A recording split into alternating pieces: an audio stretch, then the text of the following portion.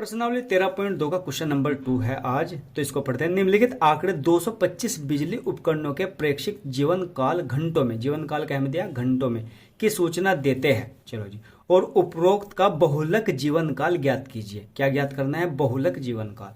तो यहाँ पर जीवन काल घंटों में दिया है और बारंबारता दिया और क्वेश्चन दिया है इस तरीके से। और आपको बोर्ड एग्जाम में जो लिखना है वो लिखना है इस तरीके से। बड़ी मेहनत से मैं लिख के लाया हूँ, ये देखो। अब करना क्या है आपको? जीवन काल घंटों में और बारंबारता। तो सबसे पहले क्या ज्ञात करना है? बहुलक करना है। तो मैं यहाँ पर फॉर्मूला लिखता हूँ। क्या? बहुलक, आपके भी याद हो गया होगा, बहुलक बराबर L plus F1 minus F0 upon 2F1 minus F0 minus F2 और इंटू क्या है यहाँ पर H है। ठीक है ना? ये लो जी। अब करना क्या है आपको? बहुलक ज्ञात करने के लिए सबसे पहले बारंबारता में सबसे बड़ी संख्या देख लो, वो कितनी है? 61 है। तो आप क्या करोगे? इसको अंडरलाइन कर दो इस तरीके से। बोर्ड एग्जाम में भी आपको इसी तरह करना है। इसका नाम है F1। इससे ऊपर हो जाएगा F0 और इसके जस्ट नीचे वाला F1 के क्या हो जाएगा? F2।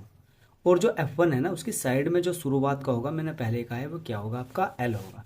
तो आप यहाँ पर लिख दो बहुलक वर्ग। क्या? बहुलक वर्ग L बराबर कितना है आपके पास? 60 है। अब उसके बाद F1 का मान भी आपके पास ऑलरेडी मिल चुका है। कितना है? 21 है। सॉरी 21 कहाँ, 61 है। और F0 का मान अपने पास है 52 और F2 का मान कितना है? 38 है। बच क्या रहा है आपके पास? फॉर्मूले में ध्यान दो तो बच रहा है H का मान कितना होगा? इसके बीच का अंतर 0, 20, 20 से 40, 40 से 60। तो यानी कहने का मतलब ये है जो H है अपने पास वो कितने का अंतर है? 20 का। ये सब आपको जो वैल्यू मिली है इनको सबको फॉर्मूले में पुट कर दो। चलो जी करते हैं।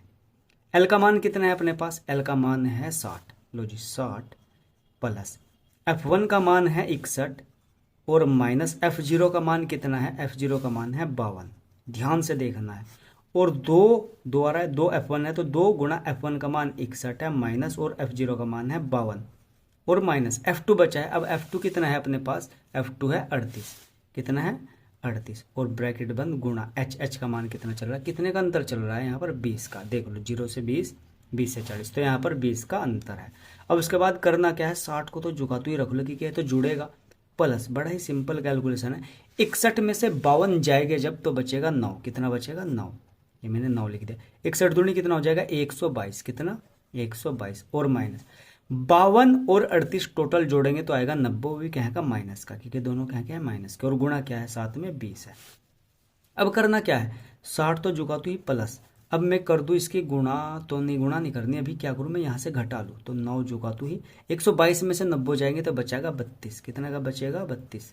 और उसके बाद क्या करना है? इसको 4 से भाग दे दो। 4 अट्ठे 32 और 4 पंजे 20। क्लियर बात हो गई। अब उसके बाद 60 प्लस यहाँ पर बचा क्या है? यहाँ पर बचा है, अरे भैया जी, हाँ 5 ही बचेगा ना। हाँ, और 9 पंजे कितना हो जाएगा यहाँ पर? 45। कितना हो जाएगा? नहीं, 1 मिनट रुक जाओ।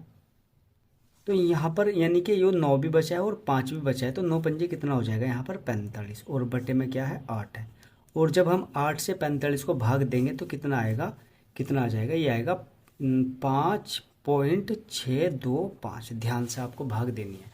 अब 60 और 5 कितना हो जाएगा?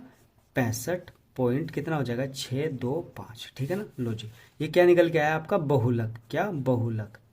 और यहाँ पर यूनिट जो लिखनी है वहाँ पर लिखा है घंटों में, तो आप भी यहाँ पर लिख देंगे क्या?